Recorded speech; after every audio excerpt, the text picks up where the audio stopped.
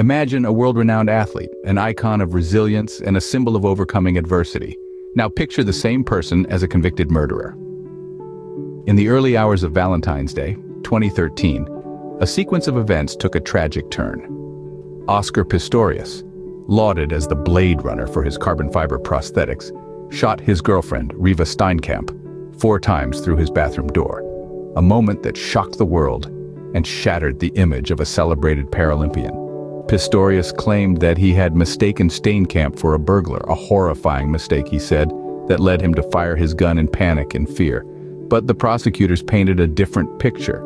They argued that the incident was not a case of mistaken identity, but a fatal outcome of an argument between the couple. Reeva Steenkamp was not just the girlfriend of a famous athlete, she was a law graduate, a model, and a TV presenter. A woman of substance whose life was abruptly and violently ended in the home of her partner. The incident sparked a media frenzy, with every detail meticulously dissected. It raised questions about domestic violence, about gun control, and about the man who stood at the center of it all. But on that fateful day, one thing was clear. A young woman had lost her life, and a celebrated athlete had turned into a suspect. The world watched as Pistorius went from the track to the dock, his life's achievements overshadowed by a single tragic incident. A man once hailed for his victories was now facing the court, not as a hero, but as a defendant. This tragic incident was the start of a long and complex legal battle. From an admired athlete to a defendant in a high-profile murder case, Pistorius' life took a drastic turn.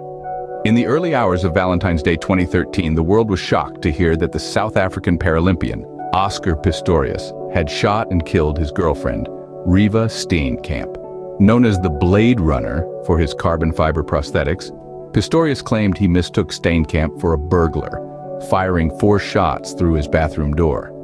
The legal proceedings that followed were both complex and controversial. Initially, Pistorius was convicted of culpable homicide, a charge equivalent to manslaughter in other jurisdictions. This was a verdict that did not sit well with many, particularly as Pistorius had fired 4 shots, not 1, through a locked door. But the story didn't end there. The prosecution appealed the conviction, arguing that Pistorius should have foreseen that his actions would result in death, regardless of who was behind the door.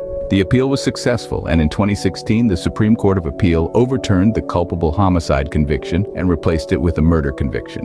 The murder conviction came with a much harsher sentence. Pistorius was sentenced to 13 years and 5 months, a stark contrast to the initial conviction.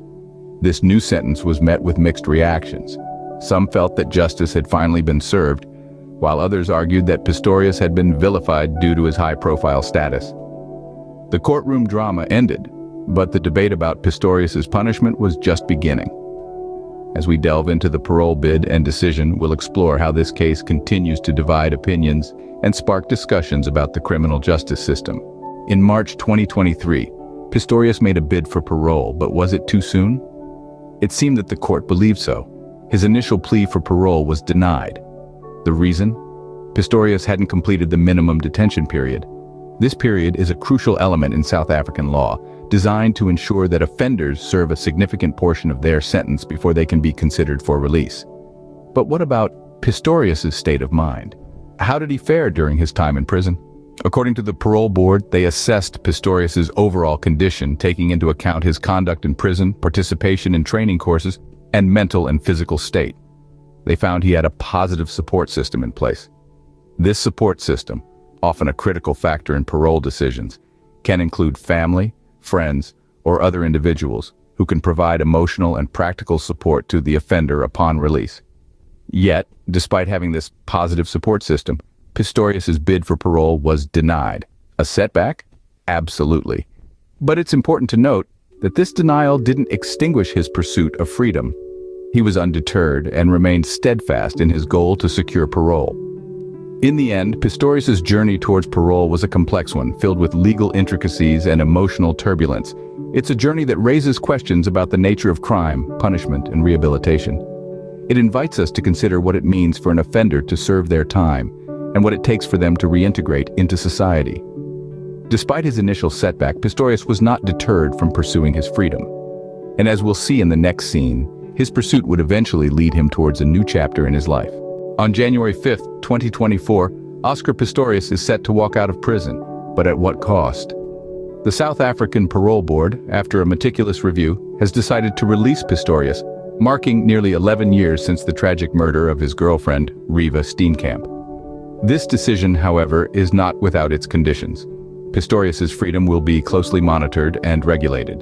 He is mandated to attend an anger management course, a step that perhaps hints at addressing underlying issues that may have contributed to the tragic event of 2013. Moreover, he is prohibited from leaving the region of Pretoria without prior permission, a restriction that ensures a level of control over his movements post-release. Pistorius's release is a result of various factors taken into consideration by the parole board. His conduct in prison, participation in training courses, and overall mental and physical state were all assessed. The board also evaluated the risk Pistorius poses to the public and found him to have a positive support system, factors that contributed to the final decision. Yet amidst the legal proceedings and official judgments, there is an undercurrent of concern. Reeva Steenkamp's mother has voiced her apprehensions about Pistorius's rehabilitation. She worries about the safety of other women once Pistorius is out.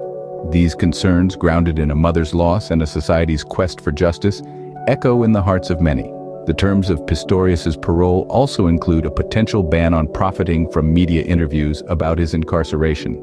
This measure ensures that the narrative of this case remains focused on its implications for justice, rather than on the sensationalism that often surrounds high-profile figures. In sum, Oscar Pistorius will walk free, but under the watchful eyes of a system striving for fairness. The conditions of his parole seek to balance the scales of justice, allowing for his reintegration into society while ensuring he remains accountable for his actions. The decision is final, but the discussion is far from over. Oscar Pistorius's case has sparked a worldwide discussion about crime, punishment, and rehabilitation.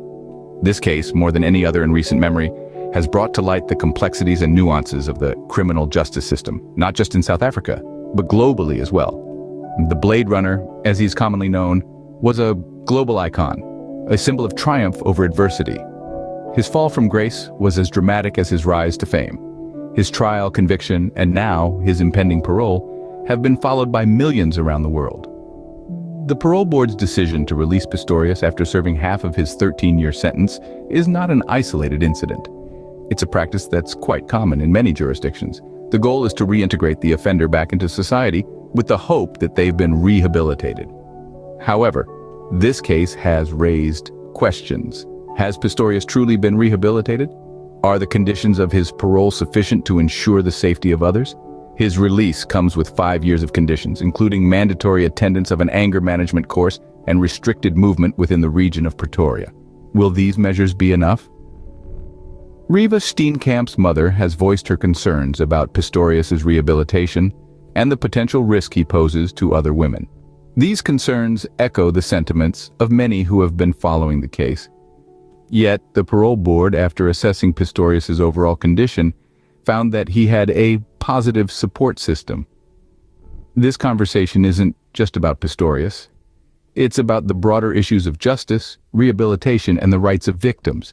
It's about understanding the balance between punishment and second chances. It's about questioning whether our criminal justice systems are equipped to deal with such complex, high-profile cases. So what do you think about Oscar Pistorius's parole decision? Do you believe justice has been served? Share your thoughts in the comments below.